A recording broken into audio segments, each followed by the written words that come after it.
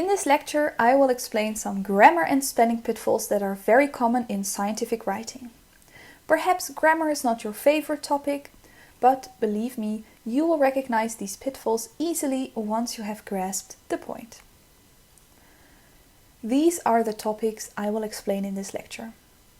That or which and why, ambiguous or vague antecedents, and 3 common word use errors.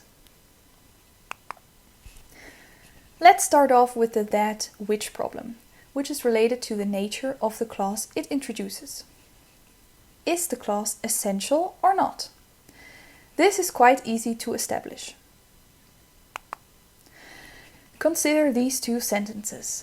Together, they illustrate an important difference in sentence structure that is related to the use of which and that. Now, read with me. Land that is surrounded by water is an island. Tasmania, which is surrounded by the waters of Bass Strait, is a beautiful island. At first sight, these sentences have a similar structure, right? But if you look closely, you will notice there is a difference. Can you find it? Or in other words, can you point at an important difference between the that clause and the which clause? Take a minute to consider this question.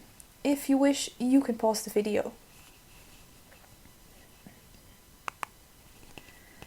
Here is the answer.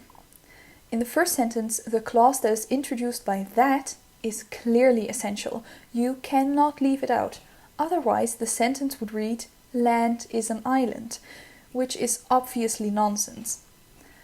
The clause in the second sentence, though, that starts up with which, can be missed. Tasmania is a beautiful island. Sure. The clause that is inserted, the which clause, is just an extra, an extension. But we could do without, we could miss it. So typically, essential sentences are signaled by that, and non-essential sentences are signaled by which. An extra signal for this essential or non-essential thing is the use of commas. Essential clauses take no commas because the reader should not pause and should include the information in the overall message. The commas in the non-essential sentence signal that the reader might take a break or even jump over the clause if she wishes, and she should just focus on the main clause. So, what's the problem? Why are the 2 often confused? Well, unfortunately in British English, the distinctive use of which and that in essential clauses is less strict. So in the UK they use both. In American English this is different. That and which are strictly assigned to non-essential or essential use. This means that the American way is approved by the British too. And to profit from the signaling force of the distinctive use, using that for essential and which for non-essential clauses is absolutely the best solution. Now let's see if you have grasped the point. Take a minute to decide which sentence is the which and which is the that, so to say. You can pause the video now. Well, I hope you succeeded here. Note that the melody of the sentence differs between the 2 structures. I'll try to demonstrate this. The estrogen that is present in most birth control pills is ethinyl estradiol. The estrogen drug ethinyl estradiol, which is present in most birth control pills, is only slightly different from endogenous estradiol. And if this all went a bit too fast, you can check it out again through this link with different examples. On to the second pitfall, ambiguous or vague antecedents. An antecedent is the noun, pronoun, or clause that a pronoun, such as this, that, which, he, she, it, refers to. The antecedent, from the Latin antecedere, to go before, usually appears in the same sentence or in a previous sentence. Each pronoun should clearly refer to one specific antecedent. Take a look at the following sentences and try to figure out what goes wrong. The second study was designed to enroll 2,000 more participants than the first study, and it tested 3 dose levels of the study drug. And the second sentence? Patients with a latent infection may need to be monitored for several months because they are at risk of developing the active form of the disease, which diminishes over time. Pause the video for a minute and try to identify the flaws.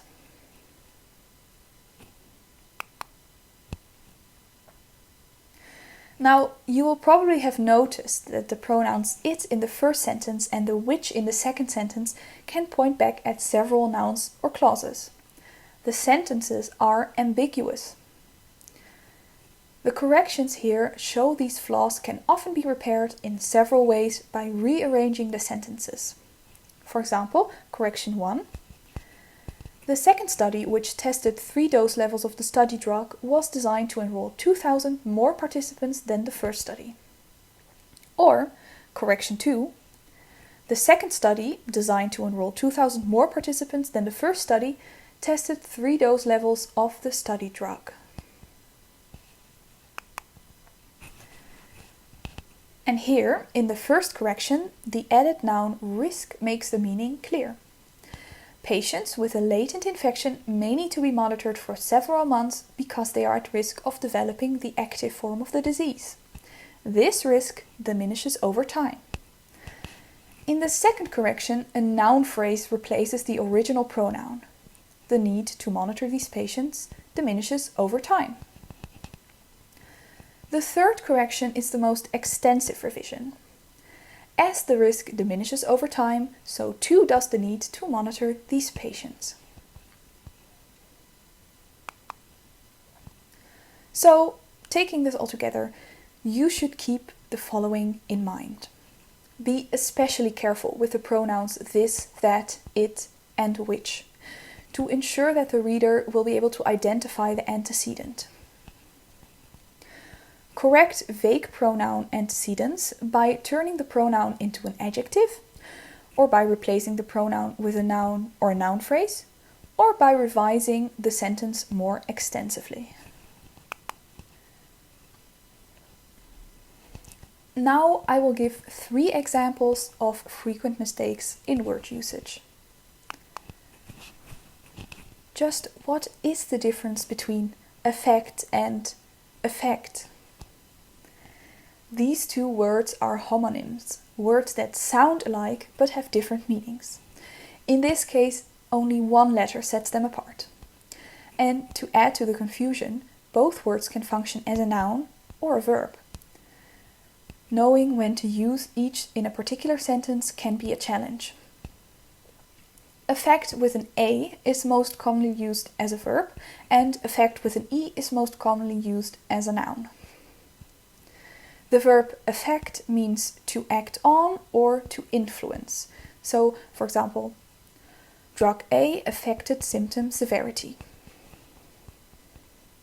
Whereas the noun effect means an outcome, influence, or consequence. Drug B has no effect on glucose levels.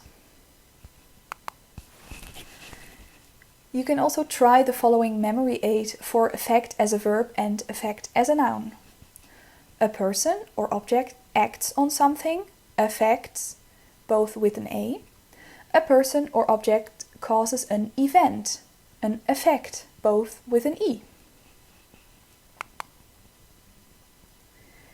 The abbreviations IE and EG are Latin expressions that are often used in English writing. But authors sometimes use the IE where EG is required and vice versa. So, which abbreviation is which? This usage tip explains the difference.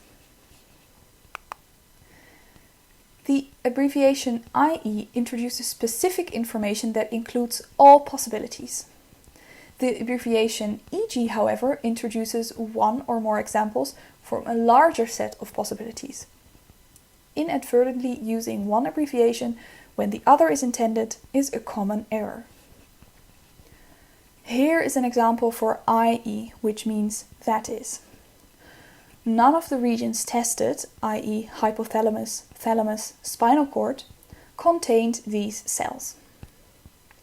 And here an example for EG, which means, for example, students may take one social science course, e.g. psychology, sociology, linguistics, and one physical science course, e.g. geology, physics, astronomy. So, if you introduce a list with e.g., do not conclude it with etc. or and so forth. The abbreviation e.g. already indicates that some items will not be listed.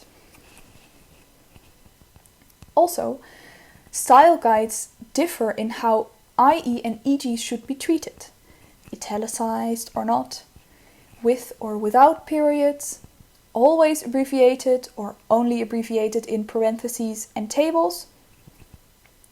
No matter which style you use, be consistent. Incidence and prevalence are statistical measures of disease occurrence. Although these two words are closely related, they are not synonymous. If you find these terms confusing, you are not alone. This word usage tip reviews the correct use of this troublesome word pair. Incidence means the number of new cases of a specific disease in a given population over time. So, for example, the incidence rate for asthma increased from 38 cases per 100,000 in 1990 to 40 cases per 100,000 in 1991. Prevalence means the number of existing cases of a specific disease in a given population at any given time, regardless of when the disease developed. The prevalence of HIV infection in young adults aged 21 to 24 years was 0.1% in the United States in 2004. Incidence refers to new cases, whereas prevalence refers to existing cases. Also, period prevalence is the number of existing cases during a particular period of time, whereas point prevalence is the number of existing cases on a particular date. And that concludes this video. Several examples in this lecture are taken from this website, so if you would like more grammar tips for scientific writing, you can follow this link. Thank you so much for watching, and I hope this video will help you avoid these grammar pitfalls in the future.